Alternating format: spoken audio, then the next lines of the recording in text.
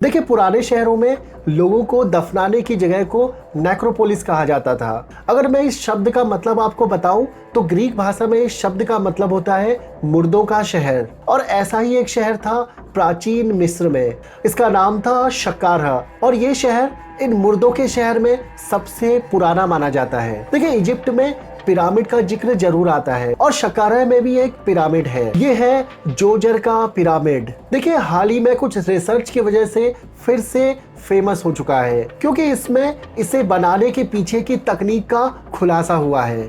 जोजर का पिरामिड सीढ़ीदार है, और इसे ही दुनिया का पहला पिरामिड माना जाता है। इसमें 6 तल्ले हैं और 4 कोने हैं। चूने के पत्थर से बना ये पिरामिड आज से लगभग 4700 साल पहले बनाया गया होगा। इस पिरामिड की ऊंचाई 60 मीटर है, लेकिन ये सबसे ऊंचा पिरामिड नहीं है। सबसे ऊंचा पिरामिड गीजा का पिरामिड है, जिसकी ऊंचाई 146 मीटर है।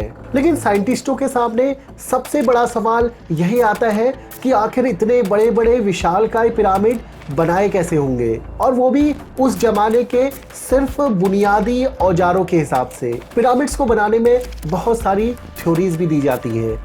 कुछ थ्योरीज में कहा जाता है कि ये पिरामिड एलियंस के द्वारा बनाए गए। कोई शख्स अपने साथ दूसरी दुनिया की एक बेहतरीन टेक्नोलॉजी लेकर आया, और उसी टेक्नोलॉजी से ये पिरामिड रातों रात बना दिए गए, क्योंकि इतने बड़े पिरामिड बनाना इंसानों की बस की बात नहीं थी। लेकिन वैज्ञानिकों ने अब इन पिरामिड्स के निर्माण में एक नई थ्योरी दी है। पहले बात करते हैं कि इससे पहले कौन कौन सी थ्योरीज दी गई थी। देखिए, इससे पहले एक थ्योरी आई थी जिसमें बताया गया था मिट्टी की एक बहुत लंबी ढलान बनाई गई होगी, और इसी ढलान से पत्थरों को लुढ़काकर पिरामिड के ऊपर रखा गया होगा। लेकिन इस तरह की थ्योरीज पर लगातार सवाल उठाए जाते हैं, क्योंकि ढलान होने के बावजूद भी क्या 1000 या फिर 2000 किलो के पत्थरों को ऊपर खींचा जा सकता था। और इन्हीं सवालों के जवाब फ्रांस के प्लेलियोटेक्निक इंस्टीट्यूट के वैज्ञानिक खोज रहे हैं। देखिए, इन्होंने रिसर्च में पाया कि पिरामिड को बनाने का रास्ता पानी से होकर जाता होगा। देखिए, जोजर पिरामिड के बगल में एक स्ट्रक्चर था जो कि बहुत पुराना था, और इस पर ज्यादा रिसर्च नहीं की गई थी। इसी स्ट्रक्चर के बारे में अनुमान लगाया गया कि इसमें पानी इकट्ठा होता होगा, और इसके साथ वैज्ञानिकों ने यह भी बताया कि इस सिस्टम में पानी साफ करने का तरीका भी मौजूद था।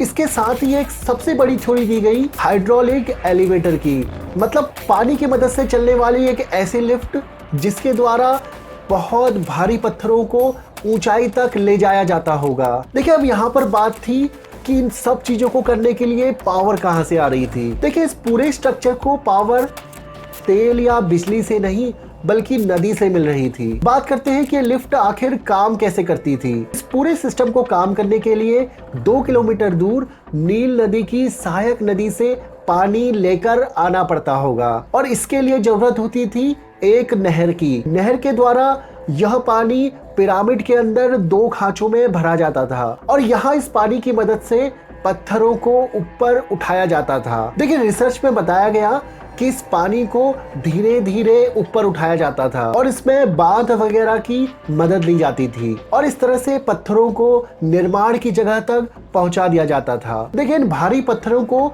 लकड़ी की ऐसी बोट्स में रखा जाता था जो कि पानी में डूबती नहीं थी, और जैसे जैसे पानी का लेवल ऊपर होता जाता था तो ये पत्थर नाव के जरिए ऊपर आते थे, और निर्माण के करीब पहुंचने पर इन पत्थरों को नाव से हटा लिया जाता था। देखिए, रिसर्च है और इसमें बहुत सारी थ्योरीज भी दी गई हैं, लेकिन अभी तक कुछ भी पुख्ता पता नहीं है कि किस तरह से इन पिरामिड्स का निर्माण किया गया होगा।